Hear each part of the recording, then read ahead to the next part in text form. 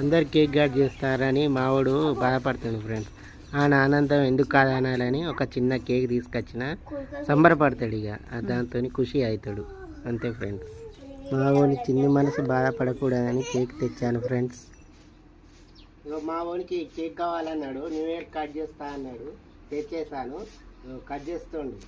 Happy new year.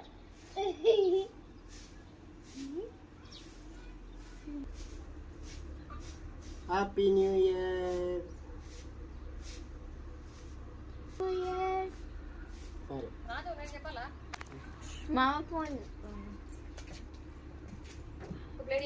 Happy new year. Thank you very much. Happy new year Sreeja madam.